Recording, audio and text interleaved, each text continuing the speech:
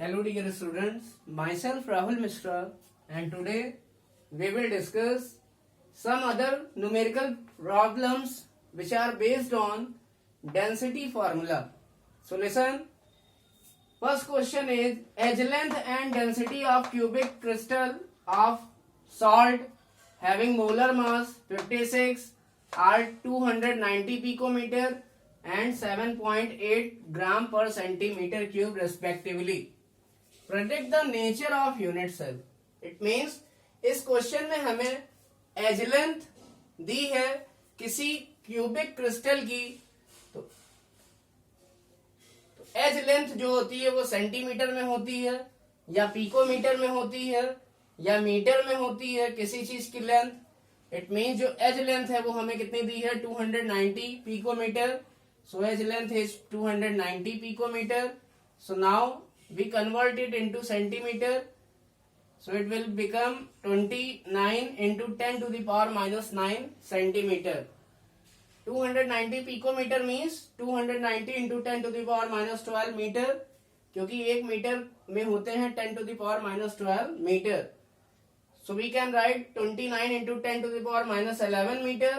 So listen, 1 meter equal to 100 centimeter. So we can multiply it by 100 into it. So it will become 29 into 10 to the power minus 9 centimeter. It means जो edge length small a है वो हमको पता चल गई कितनी है 29 into 10 to the power minus 9 centimetre. अब आगे क्वेश्चन देखते हैं. इस क्वेश्चन में डेंसिटी भी दी है क्यूबिक क्रिस्टल की जो कि होती है रो और इसकी यूनिट होती है ग्राम per centimetre cube. It means जो डेंसिटी दी है वो क्या दी है 7.8 gram per centimeter cube. It means rho is given 7.8 gram per centimeter cube. Now molar mass of salt is also given. जिस salt की क्रिस्टल की बात हो रही है उस salt का मोलर मास दिया है 56. It means कैपिटल M की वैल्यू जो दी है वो कितनी दी है 56. Now we will apply the formula of density. सबसे पहले हम देखेंगे हमें निकालना क्या है. So we have to calculate और we have to predict the nature of unit cell. It means हमें प्रेडिक्ट करना है कि हमारे पास जो क्रिस्टल है उसमें यूनिट सेल का नेचर क्या है. वो बीसीसी टाइप की है या एफसीसी टाइप की है. सो लिसन, तो हमें किसी यूनिट सेल का नेचर कैसे पता चलेगा. If we calculate the value of total number of atom. अगर हम यूनिट सेल में present total number of atoms calculate कर ले तो अगर जेड की वैल्यू मान लीजिए 2 आती है तो यूनिट सेल हो जाएगी बीसीसी. और अगर जेड की वैल्यू 4 आ जाए इट मीन्स हमारा जो यूनिट सेल होगा वो एफसीसी टाइप का होगा. Now we will calculate the value of Z. अब हम कैलकुलेट करेंगे जेड की value. So listen, what is the value of Z.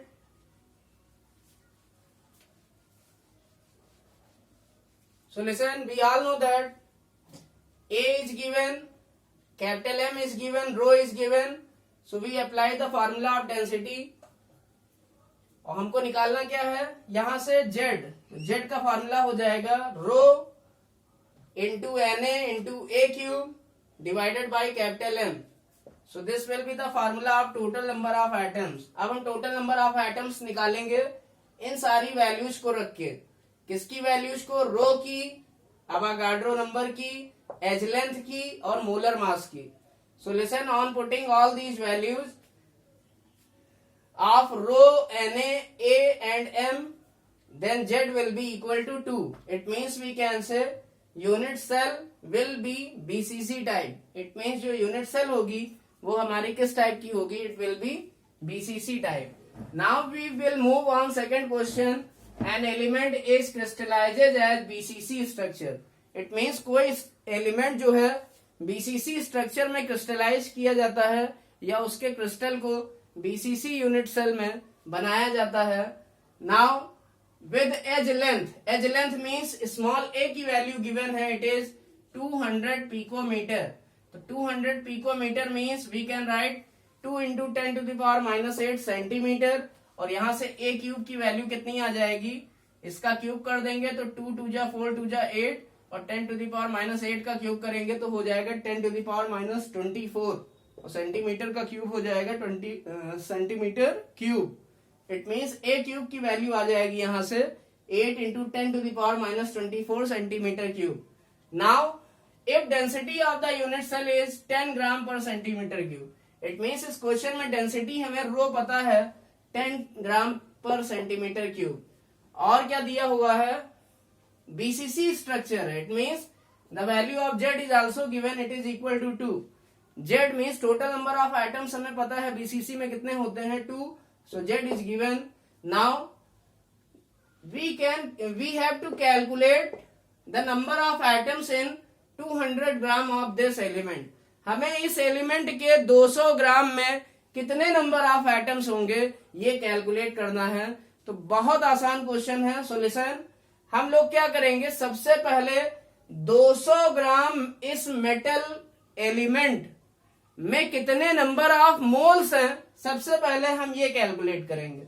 और मोल को कैलकुलेट करने के लिए हमें क्या क्या चाहिए, given mass of the element जो कि क्वेश्चन में दिया है 200 ग्राम एलिमेंट में, divided by molecular mass of the element. लेकिन हमें मॉलिक्यूलर मास जो है एलिमेंट का, मोलर मास हमें पता नहीं है, तो हम क्या करेंगे, now we calculate the molar mass of the element m from the density formula. It means हम डेंसिटी वाले फॉर्मूले से कैपिटल M मोलर मास का फॉर्मूला यहां से लिखेंगे और मोलर मास को कैलकुलेट करेंगे, जिससे कि हम नंबर ऑफ मोल्स कैलकुलेट कर ले जाएं। So listen, Z is given, Z is what, Z is equal to given, it is 2। Z हमारा 2 दिया हुआ है, Na हमें पता है, a क्यूब की वैल्यू हमने निकाल ली है, रो की वैल्यू हमें क्वेश्चन में दी है 10 ग्राम पर सेंटीमीटर क्यूब। तो हम यहां से कैपिटल M का फार्मूला निकाल लेते हैं। Now capital M will be rho into Na into a cube divided by Z. सारी वैल्यूज हमने रो की, Na की, a क्यूब की और जेड की जब यहाँ पुट की तो हमारा मोलर मास आ गया 24.092 ग्राम। अब हम क्या निकालेंगे, 200 ग्राम इस मेटल के एलिमेंट में कितने नंबर ऑफ मोल्स हैं।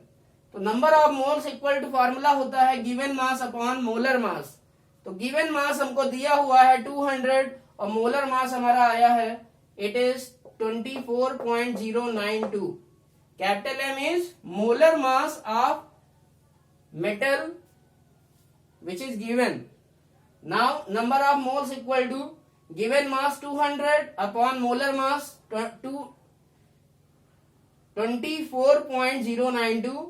तो हमने यहां सॉल्व किया, नंबर ऑफ मोल्स यहां पर कैलकुलेट किए, तो n बराबर हो जाएगा 200 अपॉन 24.092 और ये हमारा आंसर आ जाएगा 8.3 मोल। इट मीन्स हमको ये पता चल गया कि 200 ग्राम इस मेटल एलिमेंट में कितने मोल प्रेजेंट हैं, 8.3 मोल प्रेजेंट है। It means we can say, listen,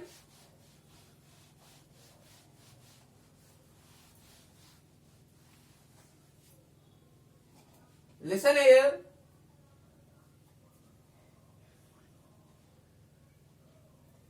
हमें पता चल गया 8.3 मोल प्रेजेंट है किसमें, 200 ग्राम मेटल एलिमेंट में।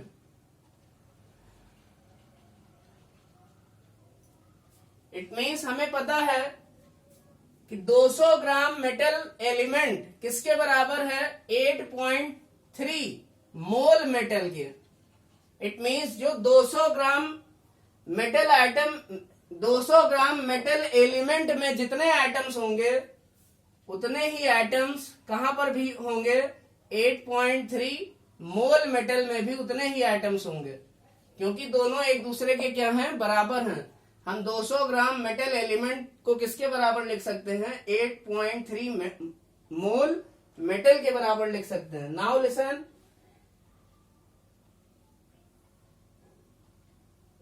हियर,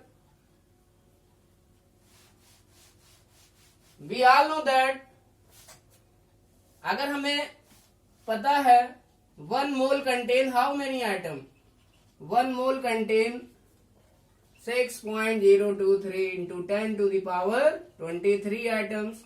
हमें पता है 1 मोल में कितने आइटम होते हैं, तो हम 8.3 मोल में भी नंबर ऑफ आइटम्स को कैलकुलेट कर सकते हैं, जो कि हमारा क्वेश्चन है।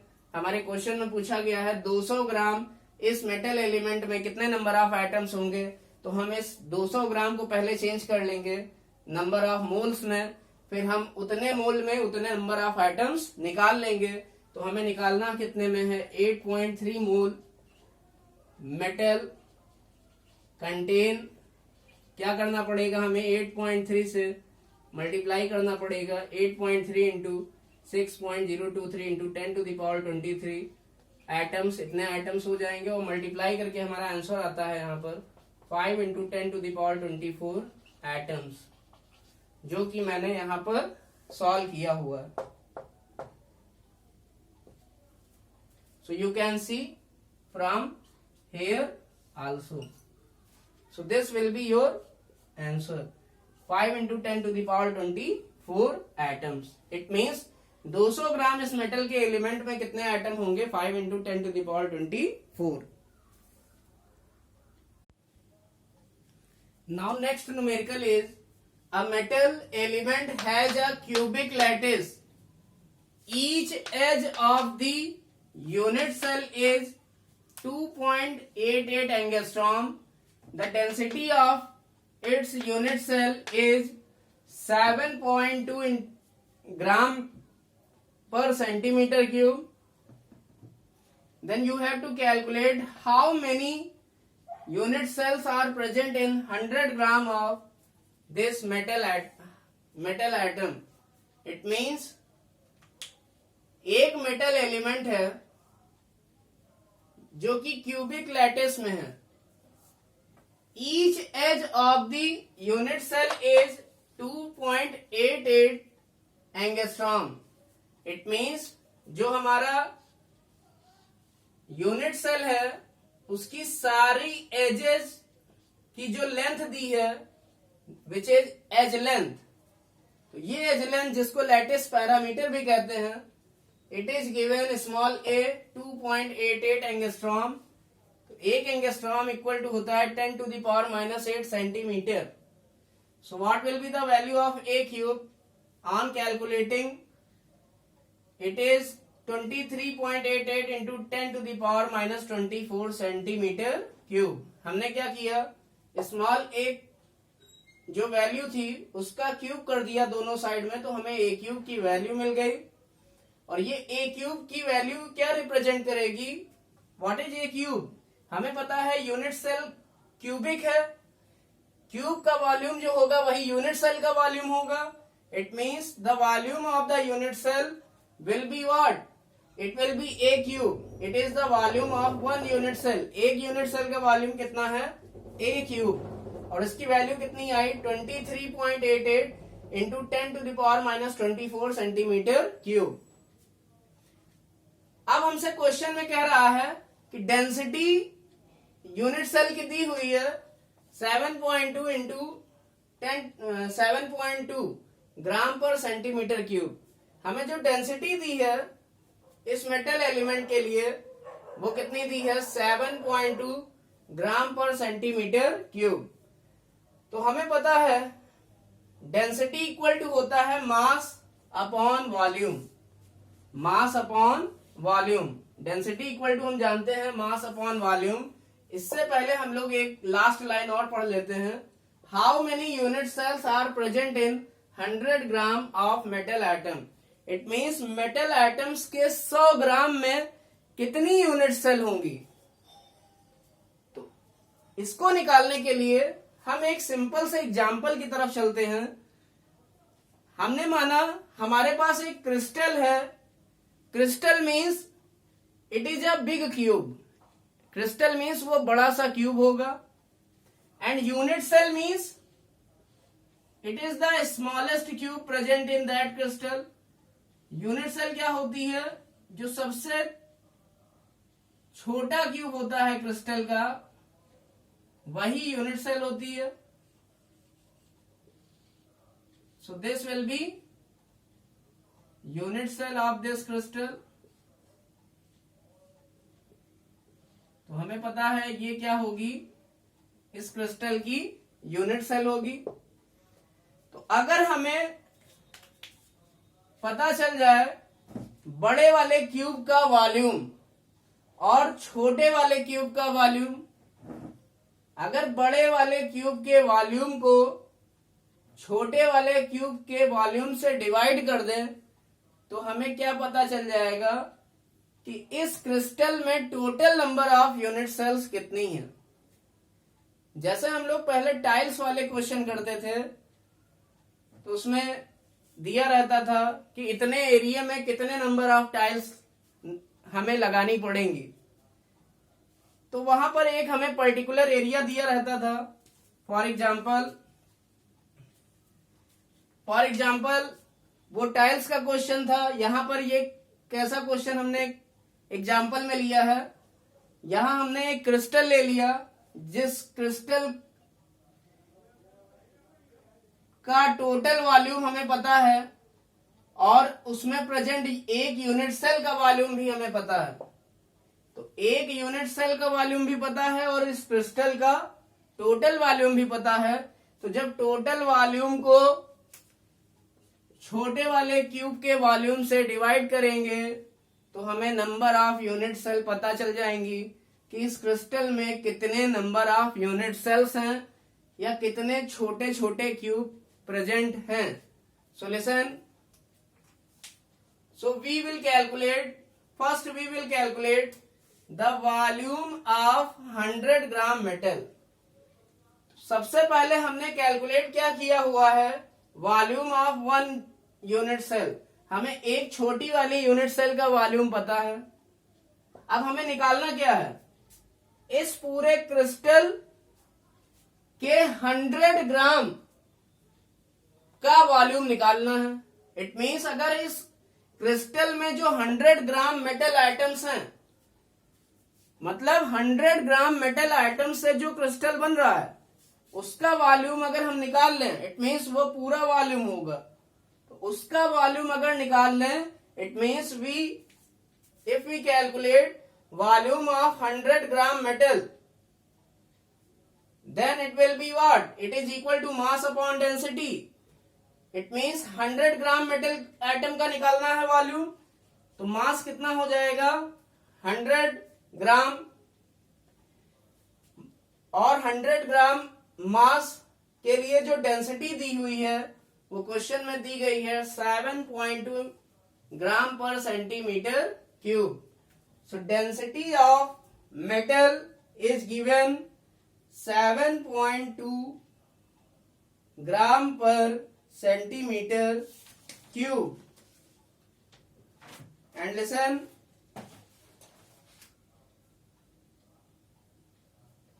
so this is the density of metal and it is given 7.2 gram per centimetre cube. तो हमें डेंसिटी मेटल की पता है, मेटल आइटम का मास पता है। So listen, now volume will be mass upon density. तो मास हमको दिया हुआ है कितना, 100 ग्राम। कितना, 100 ग्राम में कैलकुलेट करना है। तो 100 ग्राम मेटल आइटम से जितना क्रिस्टल का वॉल्यूम बनेगा हम वो वॉल्यूम पहले निकालेंगे।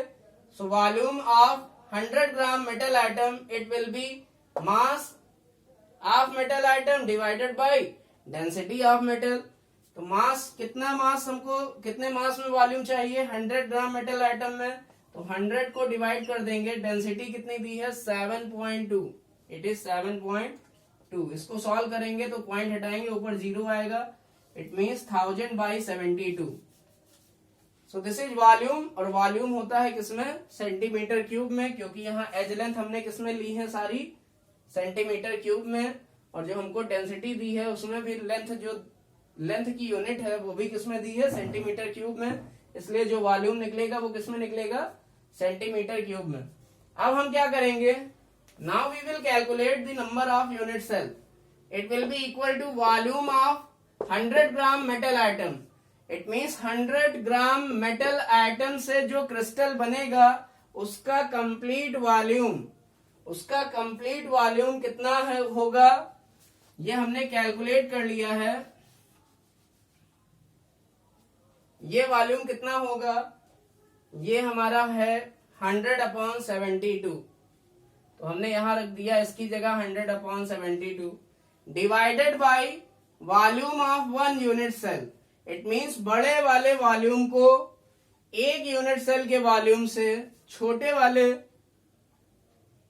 क्यूब के वॉल्यूम से डिवाइड कर दें, और छोटे वाले क्यूब का वॉल्यूम कितना आया है. It means volume of 1 unit cell. छोटा वाला क्यूब क्या है, एक यूनिट सेल है. So volume of 1 unit cell is 23.88 into 10⁻⁻24. Now on dividing हमने दिस इज 1000/72 को डिवाइड कर दिया किससे, 23.88 इंटू 10⁻⁻24 से.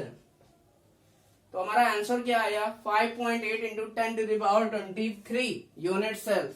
इट मीन्स हमको क्या पता चल गया कि 100 ग्राम मेटल आइटम में टोटल कितनी यूनिट सेल्स होंगी. There will be 5.8 into 10⁻23 unit cells. So listen, next numerical are the numericals based on the calculation of formula of compound. It means हमें कंपाउंड या क्रिस्टल का formula इस बार निकालना है. It means now we will calculate the formula of the crystal. So listen, question number 1 is a substance AXBY crystallize. It means यहां crystal किसका दिया है, AXBY का. तो यही फॉर्मूला हमें निकालना है. A substance AXBY crystallize in FCC lattice. It means कोई सब्सटेंस है AXBY जो FCC lattice में क्रिस्टलाइज होता है. We all know that what is FCC lattice? It is some like this. Listen, these type of questions are very important for your exam, and it will be of 1 mark question. ये 1 number के छोटे छोटे से question है, बहुत important होते हैं exam के लिए. So listen very carefully. AXBY crystallizes in FCC lattice. So FCC lattice contains atoms present at all the corners. It means FCC lattice में जो atoms होते हैं वो सारे कॉर्नर पर भी प्रेजेंट होते हैं. साथ में atoms are also present at the center of each phase. और जो atoms हैं वो हर फेज के सेंटर पर भी प्रेजेंट होते हैं. So there are 6 phase. So listen, ये क्वेश्चन कह रहा है यहाँ पर जो लैटिस बन रहा है वो 2 आइटम से मिलकर बन रहा है, एक A और एक B. So listen, capital A atom occupy at each corner of the cubic unit cell. It means capital A atom जो है वो कहाँ लाई कर रहे हैं, वो सारे के सारे कॉर्नर्स पे लाई कर रहे हैं, यूनिट सेल के कॉर्नर्स पे लाई कर रहे हैं.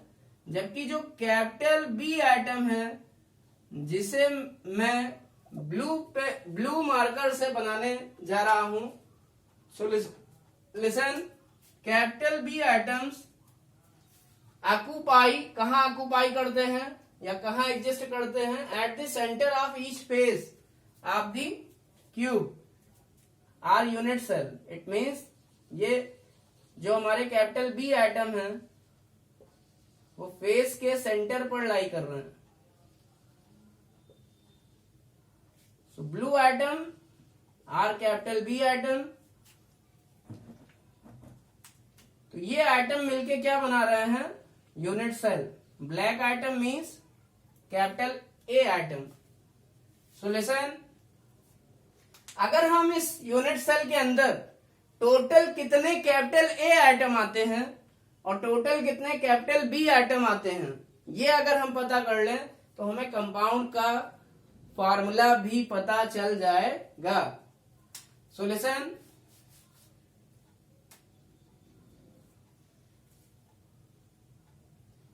here. So total number of atoms A in the unit cell. A item means जो ब्लैक वाले आइटम हैं, जो कहां प्रेजेंट हैं, कॉर्नर्स पे.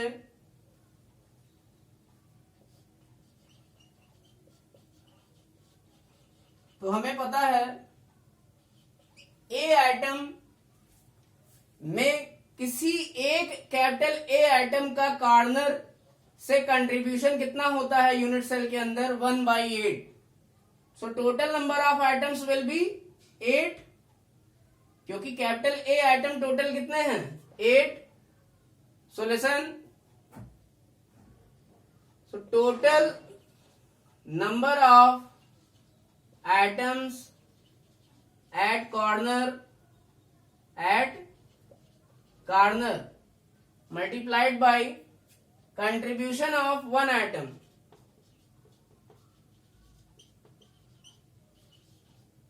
One atom at corner. So listen, एक आइटम, एक कैपिटल ए आइटम जो कि कॉर्नर पर है, उसका यूनिट सेल के अंदर कितना पार्ट कंट्रीब्यूट करता है, 1/8. तो टोटल कितने आइटम है कॉर्नर पर, 8 आइटम है.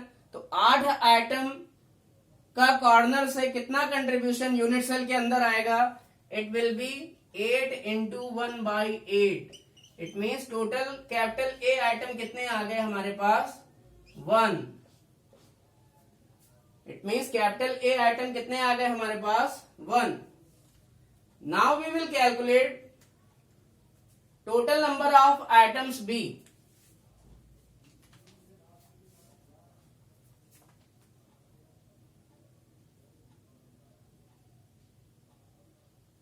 Now we will calculate the total number of atoms B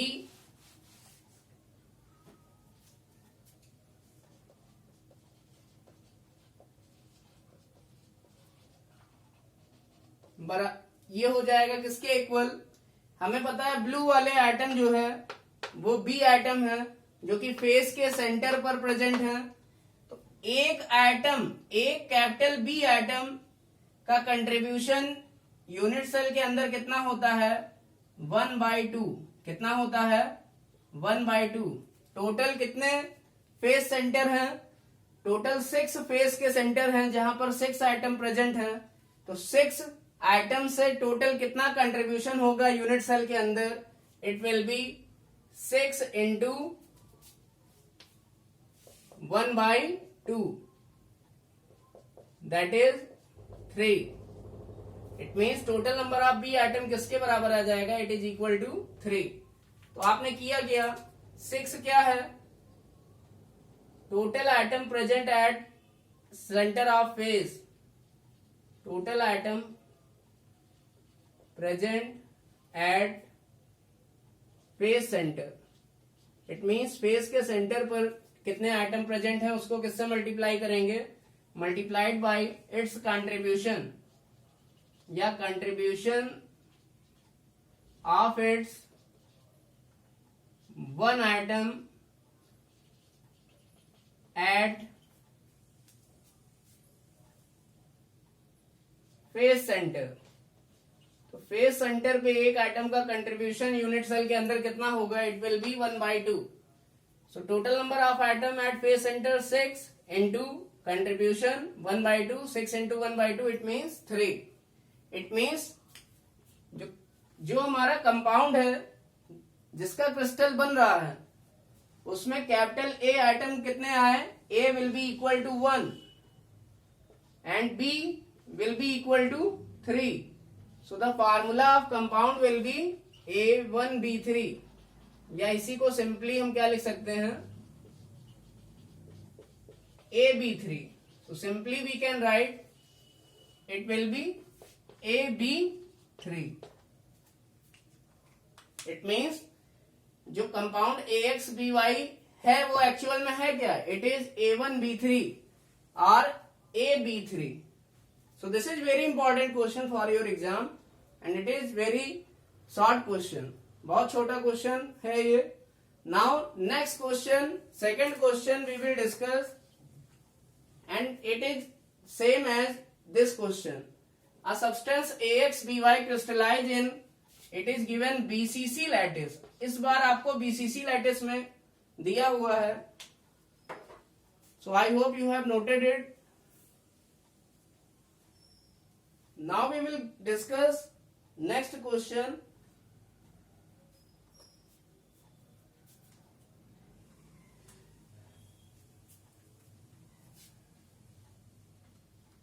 So a substance AXBY crystallize in BCC lattice in which capital A atom occupy at each corner of the cubic unit cell and capital B atom occupy at body center. इस बार जो capital B atom है वो कहां present है, present at body centre. Then the formula of compound will be. तो हमें पता है इस बार जो हमारा लैटिस है वो फेस सेंटर ना देकर क्या दिया गया है, it is body centred. Body centred में क्या होता है, यहां कैपिटल ए आइटम जो है वो तो कॉर्नर्स पे होंगे, बट जो कैपिटल बी आइटम है वो कहां पर प्रेजेंट है, it is present at the body centre of the unit cell. तो बी आइटम का कितना कंट्रीब्यूशन होगा यूनिट सेल के अंदर, बी आइटम क्यूब के बिल्कुल सेंटर पर प्रेजेंट है. इट मींस पूरा बी आइटम क्यूब के अंदर आएगा तो इसका कंट्रीब्यूशन हो जाएगा 1. इट मींस पूरे 1 आइटम का कंट्रीब्यूशन ये करेगा. सोल्यूशन ए आइटम जो है कितना कंट्रीब्यूशन करेगा, क्योंकि ए आइटम पहले की तरह ही कॉर्नर पर प्रेजेंट है तो इनका टोटल कंट्रीब्यूशन आएगा यूनिट सेल के अंदर 8 into 1/8 that is 1. Now we will calculate the total number of B atom.